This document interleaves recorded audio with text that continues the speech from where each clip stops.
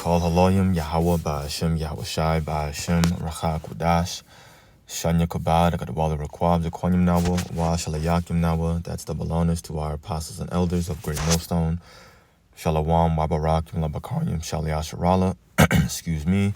That's peace and blessings to the elect of Israel. This is from TikTok. Came across it, thought it was very edifying. It made me think of a verse in 2nd Esdras, the 15th chapter. And we're going to read it in a sec, but this is a very small but great example of that precept that I'm going to bring out. This happened in Hawaii. I'm assuming it was concerning the New Year's. So it says the Hawaiian government banned fireworks. The citizens all told the government to shove it. What lessons can we draw from this?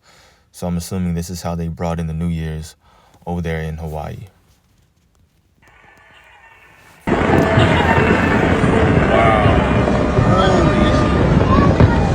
I have never seen anything like this.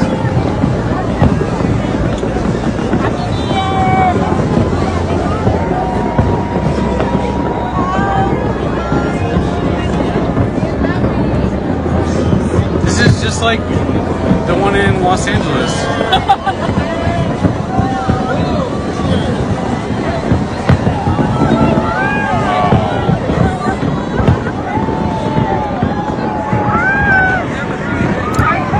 Yeah, I mean, it just didn't stop. What's going on? He just cut the video off. You know what I'm saying? But small but great example of what we're about to read here in 2nd Esdras chapter 15. If I'm jumping right to the point, verse 16 says, "For there shall be sedition among men and invading one another. They shall not regard their kings nor princes." That's your government. Your government, your elected officials, the president. "They shall not regard their kings nor princes, and the course of their actions shall stand in their power." So this had no impact on the society in terms of the economy and how money is flowing in businesses and jobs and so on and so forth. But it just shows that in general, when the people are feeling a certain type of way, they're going to band together and do whatever the hell they want, despite what the government is saying. And that's even noted here in these comments. Maui is saying, "We still fight and don't forget about us." Lesson: the government is nothing when people join together and stand up together. We can draw the fact that the people have no trust for the government at all. Rules are only rules if everyone decides to follow them.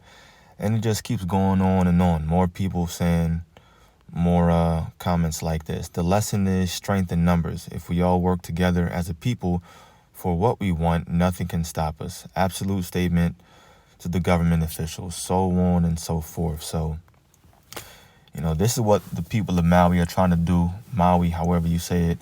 They're trying to make a statement, banding together. And things like this are only going to increase, and it's going to be more, I'll say worse and worse. They're going to have a more detrimental impact on the economy, especially if Jacob's trouble really does pop off this year. Even if it doesn't, my projection, what I believe is there's still going to be some kind of a great civil unrest with potentially lots of rioting because of job losses, because of people not trusting in the government. And so, small but great example. Definitely looking forward to the greater impact that it has over here in Babylon the Great.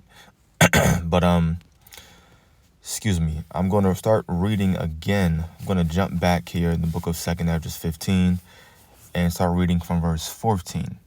Now this is an end time prophecy. It's concerning Jacob's trouble, and it's showing us, giving us more details in terms of how things will go down. So verse 14 says, "Woe to the world and them that dwell therein." Woe means destruction. "For the sword and their destruction draweth nigh, and one people shall stand up and fight against another, and swords or guns in their hands. For there shall be sedition among men, invading one another. They shall not regard their kings nor their princes, and the course of their actions shall stand in their power."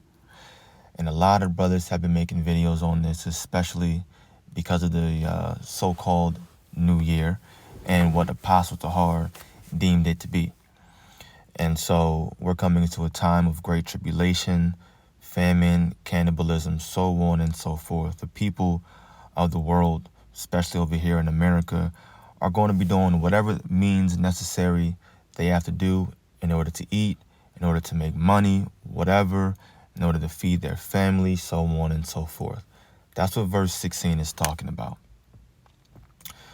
A man shall desire to go into a city and shall not be able, for because of their pride the city shall be troubled, the houses shall be destroyed, and men shall be afraid. So there's going to be a lot of civil unrest. It's going to be literally anarchy. The word anarchy means no rule. So we're looking at a society with no rules, no laws, and where you have a lawless society, well, you have no morals, no more ethics. People lose it. They do whatever they feel like is justified in their own minds. And these people are crazy. You got crazy people running around now doing crazy things where there are so-called quote-unquote laws. Imagine a lawless society. You got these crazy, retarded people out here in a lawless society. They're going to go buck wild. So it's going to get really bad. And that's why we have to continue to offer up a greater and greater sacrifice as we get closer to Jacob's trouble. Now, verse 19 says, a man shall have no pity upon his neighbor, but shall destroy their houses with the sword and spoil their goods because of the lack of bread and for great tribulation. We read those comments. When people band together, then what? They feel like there's strength in numbers. They feel like they can really do something against the government. Well, just imagine when there is no government. Now it's just every man for himself. Out there, that old notion of only the strong will survive, that's going to play out in a lot of people's minds. It's going to be a lot of looting, stealing, running up in homes, all that. So there's going to be great tribulation. All right, so we saw a small example, small but great example of, I'll name it, a small but great example of 2 Esdras 15 and verse 16. All right, this is to come. Let's jump over to, we're going to keep it very basic, very simple. Matthew 24, verse 4. And Yahushua answered and said unto them, take heed that no man deceive you.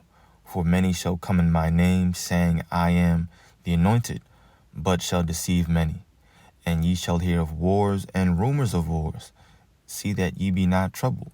For all these things must come to pass, but the end is not yet. So right now, Yahushua was laying out for us prophecies, signs that we can look towards and say, hey, these things are happening right now. Therefore, we know that Yahushua's return is very, very close.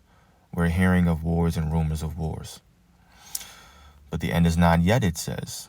For nation shall rise against nation, and kingdom against kingdom, and there shall be famines, and pestilences, and earthquakes in divers places. All these are the beginning of sorrows.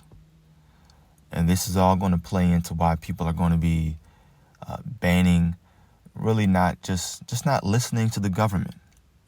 Not listening to the government, not caring what they say, doing whatever's in their own minds, whatever's in their own heart to do, because there will be famine, because pestilence are going to be even greater than what we've seen in 2020, because of the so-called natural disasters. There's going to be earthquakes in many, many different places. People are going to feel like they have to take matters into their own hands. That's why Esau wants to do all this, so that now he can come with a solution and make people once again trust him.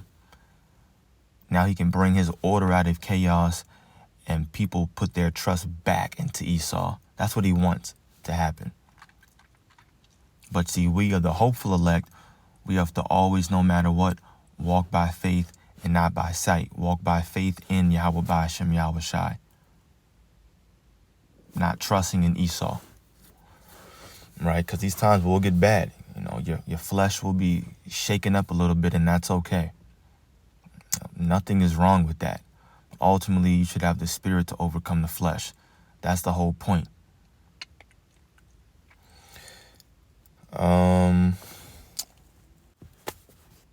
Yeah, that's it. We're going to keep it short and sweet.